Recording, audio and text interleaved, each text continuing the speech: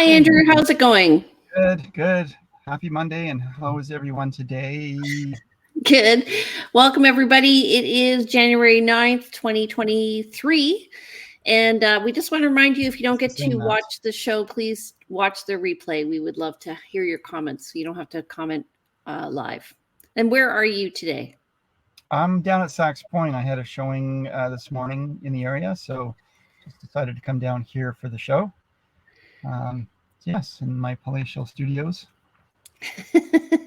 In your office, your virtual office. My mobile office, exactly. But my view is pretty good. Hang on. I don't know if that's going to... Oh, yeah. Yeah. You're at the parking lot? Yeah, I'm down at the parking lot. Nice. Okay, so today we're going to go over our stats, and then we have our guest, Katie Snell. She is with Cunningham Rivard, an appraiser. So she's going to be talking to us about the difference between appraisals, our market value, and your tax assessment, which just came in. So it's let's... that time of year, so everyone is all talking. Not everyone, of course. You may not be talking tax assessments, but in our industry, everyone talks tax assessments this time of year. Well, that's the thing that people have just gotten in the mail. I actually have a client who does a review of these. So some people have questions whether or not they should, if they're about to sell their house, if they should revise their assessment that they're getting. And just hold on, my dog is barking. Okay.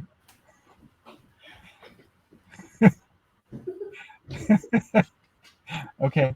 Good girl. That's Ginger. And I just recently did a new video that talks about the difference between tax assessments and market value, and the fact that they're often different. And we're going to be talking more about that today, but it is definitely a point of confusion for many people. Okay. It's true. And so we're just going to define them all. But first of all, let's go over the stats. The last stats we did were on December 19th. So new listings at that point, which is typical for the year, were low at 22. We're up at 53 this month. Pending were 21, and pending for the past week here have been 6. Go ahead. Yeah, I think we'll start to see that pending number go up as we start to see those new listings coming on. Price decreases 25, so definitely people are still adjusting values to try to find the right spot for the market. I can attest that my buyers all seem to be sort of coming out of the woodwork now that we're past the Christmas time and into the new year, and there's a lot more activity for showings and interest in making offers. So there's that. I can see still, though, 21 properties expired in the last week, compared to 44 the week in December. So not everything is selling, and that's even with the low inventory. There's properties that are coming up and just not meeting the market and going on again, and that's why we're seeing those price decreases. Right, and the sold number is going to be higher in December because that's when they're completing, and it'll be lower now because people will be writing offers and completing in 6 weeks to 3 months. Right on. Okay, over the past week, this was interesting. I actually had a choice of data. So I just picked the last one we went to, but we are above where we were in December. So net unconditional sales are 26 so far, and that's compared to 474. We had a hot spring last year. We really did. Yeah, and we had 190 new listings in the past week. That's compared to 692 in January 2022. And total active listings is at 1617. And that's up from 744 from last year. Yeah, but down from the 1,869 that we had in December 2022. Yeah, and we're going to go over so you can see like seasonal variations and why this might be the way it is. Okay, total active listings. Yeah, so look at that. So we see our listings from 2021 go down to that lowest peak, and we see the rise up again and sort of following a much steeper pattern in 2022 than we saw from 2021. But we've got this looks like we're at the edge of a cliff here for December 2022, but Jane, we're going to see that same bounce back that we saw in 2021. That's what happens every year. We've been doing this for 16 years. And every year we see the inventory go down in December and then start to pop back up. So I expect we're going to see a much higher inventory than we saw last year. Right. And then if we look at the years, the past 24 months, you can see the list to sale ratio. So the bars are the listings and the line are the sales. You can see we do peak in the spring, and then generally we have a fall peak as well. This is following more, what I'm seeing in the past year is following a more normal market. So I think we've recovered basically where we were before. Previous in 2020, it was flat with sales, 900 sales a month, but we're back down to, I think, what is fairly normal. Thoughts? Yeah, no, it's feeling like a fairly normal market, and what we're not used to a more normal market, so it feels slow. But that was one of the conversations with colleagues last week at my networking group as well, talking about the fact that on paper we're still in a seller's market when you look at the stats for where the list to sell ratios are. But it feels like a buyer's market, and I think we are truly in a buyer's market, just in terms of sentiment. Okay. In terms of sentiment, yes, but in terms of ratios, we're actually in a balanced market. This was probably the first time, though, we haven't outsold our listings in December.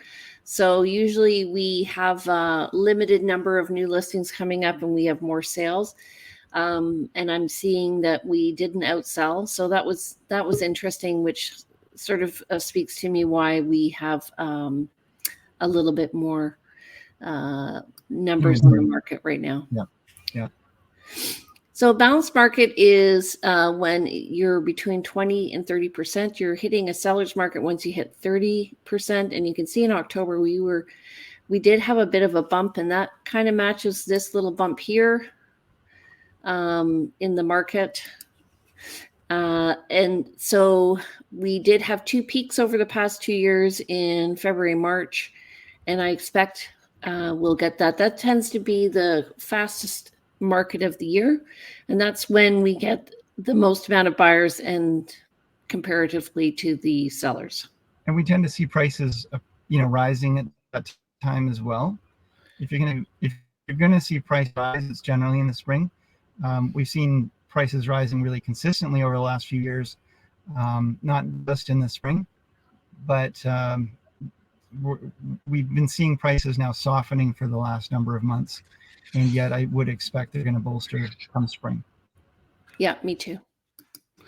Okay, so single family home prices. So 2 years ago we were at 950. We popped over $1 million in January of 2021, and then we rose up to over 1.4 for April of last year. We're down now again to 1.25. Feels like it's fairly flat, don't you think? Andrew? Okay, I'll go to the next one.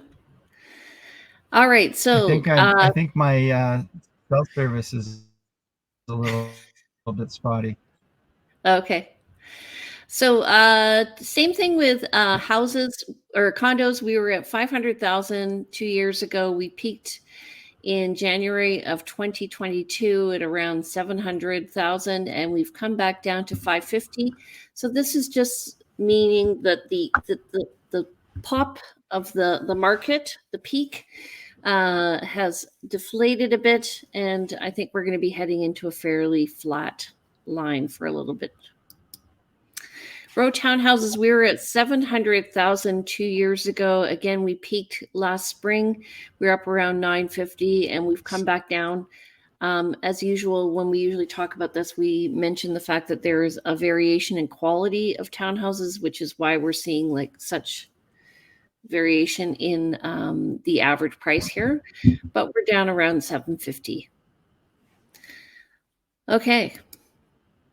One thing I wanted to go over is the buyer's origins, because this new rule that just came into effect where we are not allowed to have foreign buyers purchase property in Canada. And I've recently heard a stat elsewhere about the percentage of people, and it's about the same here. It's about 3.5% are foreign buyers in BC. So for 2022, we had 5,974 buyers who were from BC. 6,601 were from Alberta and Alberta and Ontario. And then we also had people from other provinces as well. But I just wanted to point out that there were about 5% from Alberta and Ontario, and then the rest were like a very small amount from other provinces. And you can see that it's very consistent year over year, that we've moved, in fact, to less people moving to BC, less people moving in 2022. And I think that's because COVID has kind of evened things out, and people aren't necessarily wanting to move out of their place right now. They're very happy where they are. They've resettled. But you can see that the number of people from outside of Canada is not very high. And the percentage, I believe, is less than 3.5%. So I really don't understand the reason for that ruling. I think it's optics, and it's apparently to make the government look good. I don't know. I don't know why we have that rule. I think they think that they're inflating the prices here. I'm not entirely sure that that's true. They're not our regular buyer, is what I'm saying. So I'm going to bring on Katie Snell. Hello, Katie. How are you? Good. How are you? Good. So just wondering, how's it going in your world? So you're an appraiser with Cunningham and Rivard, and I said it wrong before. I'm sorry. That's all right. Yeah, it's we kind of follow suit to where agents go. So it's definitely slowed down over the fall and winter, but we're starting to see the phone ringing again, and things pick up. But yeah, we're still busy with non-transactional type appraisals like refinancing or estate purposes or marital separation and stuff like that. Those happen regardless of what the market's doing. So those have been keeping us busy. So are you called in before people do a market value assessment? What do you mean? Like, are you called in by realtors to try and figure out the value of a property if a seller and a realtor can't? Sometimes we're usually called after a sale has been kind of pending, and then the buyer typically needs an appraisal for financing. But a lot of times more on like commercial properties, will be contacted before the property owner lists the property, just so they have an idea of what they think that the market value is. But typically for a single family or like kind of standard type properties, generally we're called after the fact. Okay.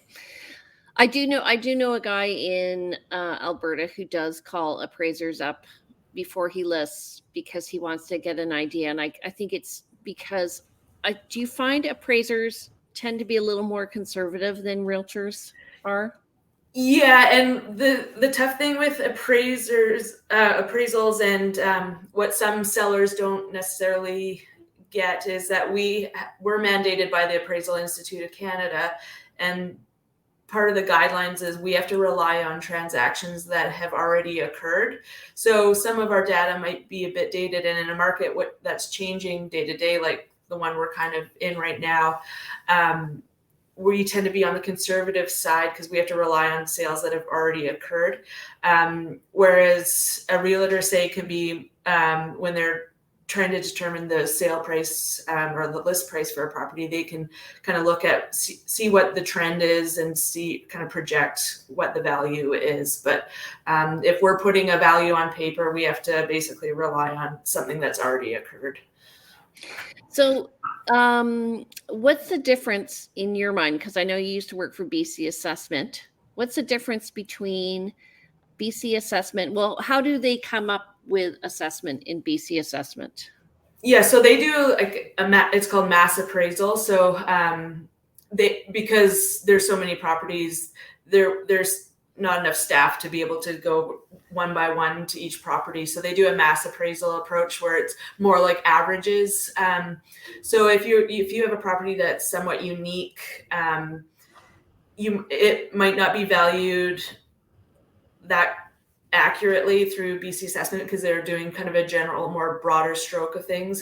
Generally, like if a single 3-bedroom house sells for 800,000, then they kind of baseline that, and then depending on the quality of construction of particular houses and that sort of thing will fluctuate. But yeah, and BC assessment, they only have one value date, effective date per year. So they value the property as of July 1st of the preceding year, whereas an appraisal is a more point in time, so it'll be more up to date and more current. So they're looking at sales that are happening in the area. Is it between April and October and average for July 1st? Is that how it works? Yeah, that's generally what they'll do, is kind of put emphasis on sales that have occurred between that 6-month window between April and October.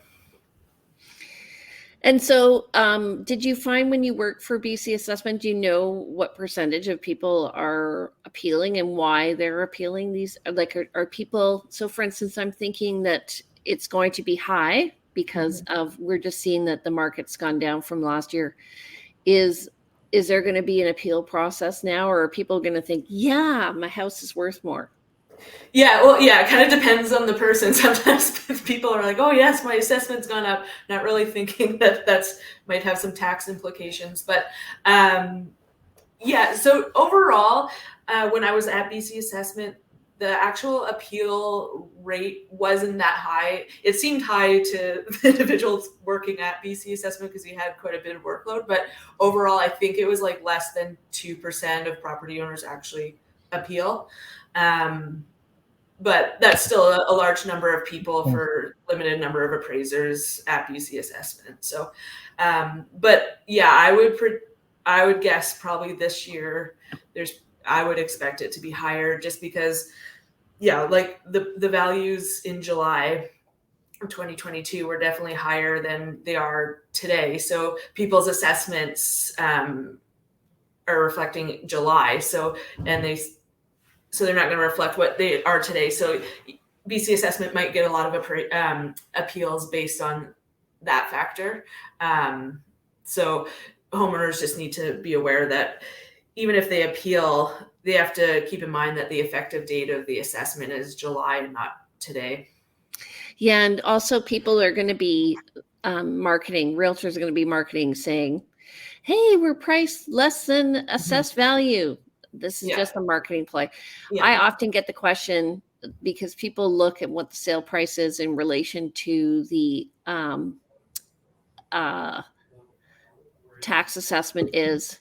And Andrew's popping in and out, you guys, because he's in a place with the low sell. So, but when you think about it, your tax assessment is always at least 6 months out of date, at the very least. And then when we get to July of this year, it's going to be at least a year out of date. So there really is no correlation. No. What they're trying to do is just determine what the tax base is going to be. And then they're going to figure out what the mill rate is going to be. And this is a way of raising money for the municipalities.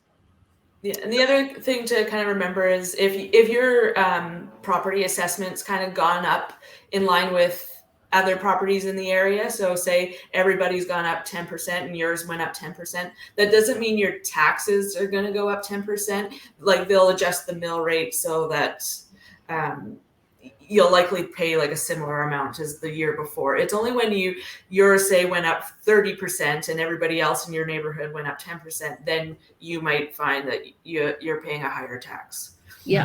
Right. Yeah.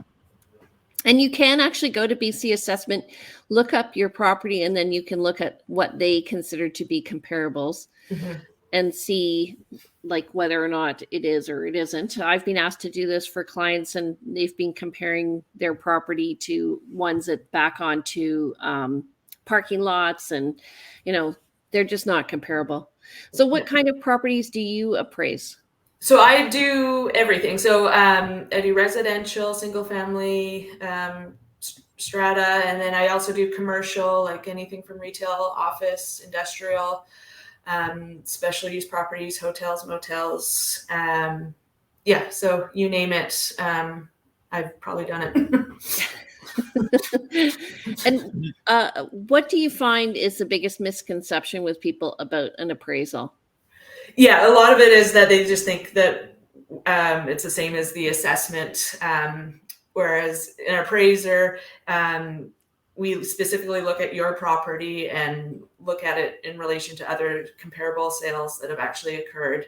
And like our report's specific to your property. It's not just a general average for the area. So some people just think, well, why don't I just use the assessment? And like you said, it's at least 6 months dated probably from whenever you're going to use it. So, and it's based on an average, whereas an appraisal is a specific to your property. And an appraiser, like I said earlier, we have to abide by the Appraisal Institute of Canada's guidelines. So it's pretty strict on what we can and cannot do to kind of protect the client, and so we have to follow along those guidelines to ensure that it's a understandable and not a misleading report, and it has to be unbiased as well. So we have to basically base the value on the actual market evidence that's been demonstrated, not just kind of what we think.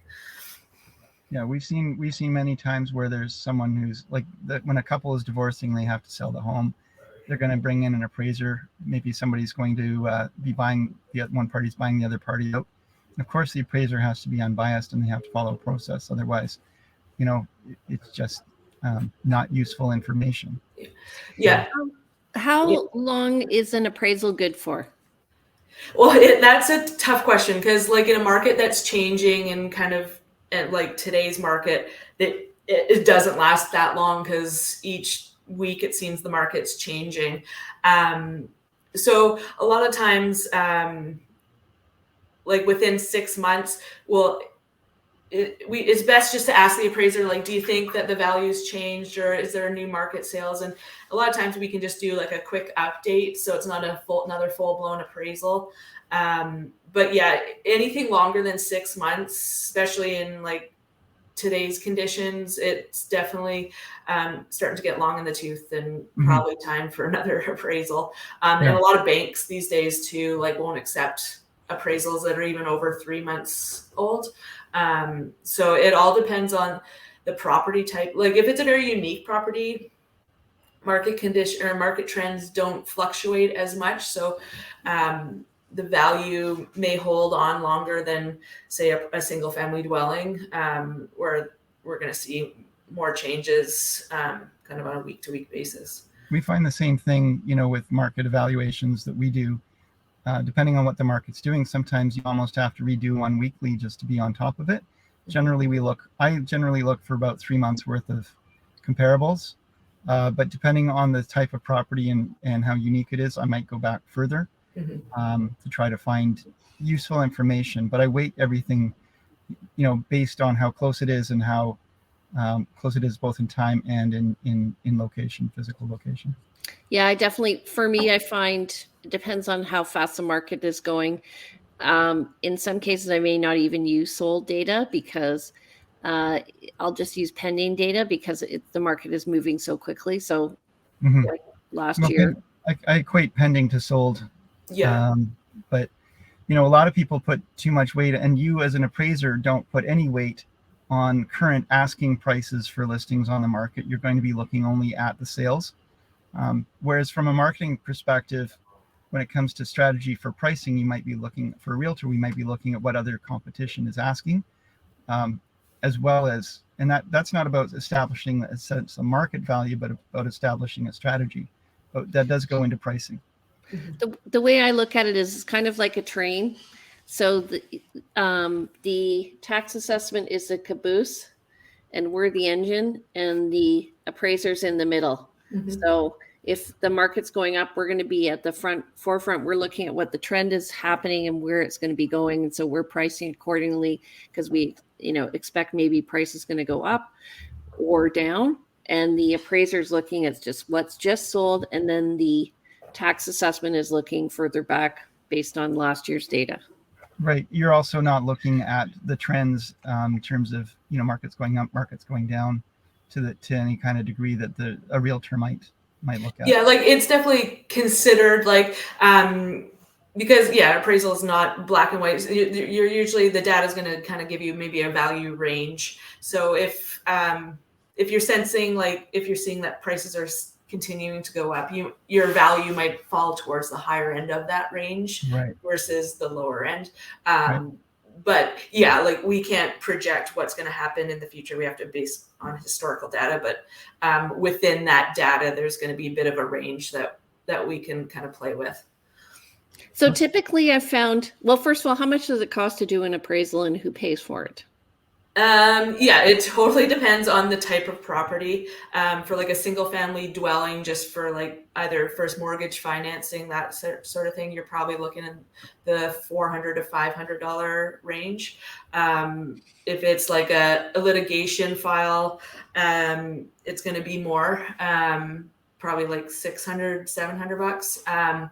Then if you're doing like a commercial appraisal, if it's just a basic single occupier, say a retail building, standalone, you're probably around $2,000. And then it kind of goes up from there, depending on how complicated it is. In terms of who pays, it's generally the property owner or whoever requests their appraisal. Sometimes lenders will pay but that's kind of between the borrower and the lender and how they negotiate their deal. But typically it's the property owner that pays. Yeah. I found for buyers have to pay, but they often get the money back because they're going through that lender. Mm-hmm. I found some examples where, realtors for very, very unique property, they're having a hard time maybe communicating with clients, coming to an agreement on price. They will suggest an appraisal and sometimes partially pay for that. Not a given for sure, but for certain unique properties, it sometimes makes sense to get that other opinion. Mm-hmm. Mm-hmm. Okay, so I think we've defined the difference, right? The realtor is going to be the most current. Yeah, and just going back to assessments for quickly, the BC assessments it's not always a good idea from the owner's perspective to contest the BC assessment, even if it's assessed low. You're going to be paying less taxes, so you may not want to go and contest it if your appraisal comes in low, your assessment comes in low. But if you're thinking of selling your home, you probably do want to have your assessment closer to market value, and you may want to contest it at that point. Right. And so you can get your realtor to help you with that by providing you with comparables. They would then take it to the BC assessment and appeal. And then that information would be recorded for the June or July 1st for the next tax assessment. Yeah, I just had a client reach out and asked, hey, I just got my assessed value, and it's way higher than when I purchased it in 2019, and is this right, and what do you think? And so I did a sort of a quick market analysis for her and sent her the information to say this is where I think you are today market wise, and she can take that information and use it how she likes. Okay. I'm going to just do a little plug here. I do have something called the Tax Fighter's Guide that Royal LePage publishes, and it's a real backgrounder on the information on how to contest your property assessments and to understand pretty much everything we just talked about, how it's based on mill rate, how if prices go up, if your assessed value goes up, it doesn't necessarily mean that your taxes are going up. It really depends on what municipality needs. So if you need a copy of that, please send me an email or make a comment, and the link will get you a copy. And if you are separating from your spouse, or perhaps you're purchasing a property, you might want to get in touch with Katie. Katie, how do people connect with you? Yeah, you can send me an email at ksnell@crisland.com, or check out our website at Cunningham Rivard. It's crisland.com. And like you guys, I also do some consulting for assessments, especially for commercial properties. I have a lot of clients that'll say, "Oh, like our assessment went way up. Do you think it's worth pursuing?" And then a lot of times I'll work on the property owner's behalf as an agent through the appeal process. Just because I'm familiar based on my experience at BC Assessment and just what current market conditions are. So that's something else you can reach out to me, or even if you have a general question, I'm happy to answer. Awesome. And you can follow Excellent. her on Instagram at ksnell32, or you can call her at 250-580-2399. Okay, Andrew, you popular guy. How do people get in touch with you? Hey, you can just reach out. I'm at 250-360-6106. The Instagram is Plank Andrew, and info@andrewplank.com is my email. So Okay. happy to hear from you. And if you want to reach me, my name is Jane Johnston. I'm with the Briar Hill Group at Remax Camosun. My number is 250-744-0775. You can reach me at briarhillgroup@gmail.com. And you can also visit my website, which is about to be revamped. Yay! briarhillgroup.com. Or you can go to vancouverislandtime.com, where you can find these videos and more. Don't forget, everybody, to subscribe. We are, we are there every Monday at 10 a.m. Where you are watching us. So whether it be on Instagram or on Facebook or on LinkedIn, please come and watch us. All right. We're also on YouTube. So Yes. Take care, everybody. Have a great week. And thanks, Katie, so much for coming and being on our show. And Thanks for having me. Yeah, we appreciate it. Sorry. Awesome. Bye. Sorry Thanks. for the technical difficulties today, folks. Oh.